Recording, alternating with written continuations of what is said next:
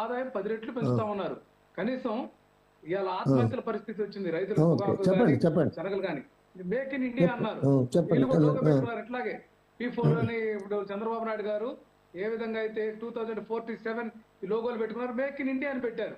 ఇది ఉపయోగం లేనటువంటి బేటీ బచావో పడావో, పిల్లల ప్రతి ఒక్కరికి విద్య అన్నారు. ఎప్పుడు చేస్తారు? నాణ్యమైన వైద్యంలో మేము ప్రగతి సాధిస్తామన్నారు. ఎక్కడ చేస్తారు? ఇక్కడ ఈ రోజు కూడా 35% పేదలకు రెండో పూట తిండికి కరువు అయితే ఇప్పటికొచ్చి 3.0 మోడీ గారి ప్రభుత్వం. నేను భాస్కర్ గారిని, కర్మం భాస్కర్ గారిని బయటకు వచ్చినండి.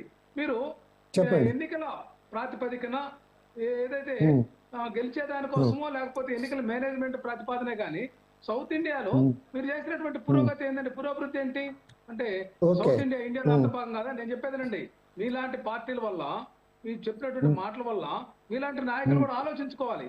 బీహార్ నిన్న బడ్జెట్ లో కేటాయింపులు ఏంటి, ఆంధ్రప్రదేశ్ కేటాయింపులు ఏంటండి?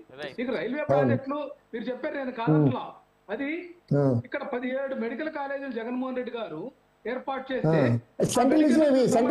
సీట్లు కూడా ఆంధ్రప్రదేశ్ ప్రభుత్వం వదిలేటువంటి దుర్మార్గం పరిస్థితి. మీ డబుల్ ఇంజిన్ సర్కార్ కోఆర్డినేషన్ చేయొచ్చు కదా. ఇట్లాగే నేనేమంటున్నానంటే ఆంధ్రప్రదేశ్ సంబంధించి చాలా ఇబ్బందికరమైనటువంటి పరిస్థితులు. ఎందుకంటే ఈ యొక్క ఆంధ్రప్రదేశ్ నూతనంగా ఆవిర్భవించి చాలా లోటు బడ్జెట్ తోటి కొనసాగుతున్నటువంటి దానికి మీ కేంద్ర ప్రభుత్వం ఏం సహాయం చేస్తుంది? వీళ్ళు ఎందుకు మాట్లాడలేదంటే ఈ పరస్పరమైనటువంటి విధానం అన్నమాట. ఇక్కడ మాట్లాడే పరిస్థితి లేనటువంటి విధానం. రామారావు గారు ఒక్క నిమిషం. నియంత్రణతో పోకడంతో ఇదంతా జరుగుతుంది.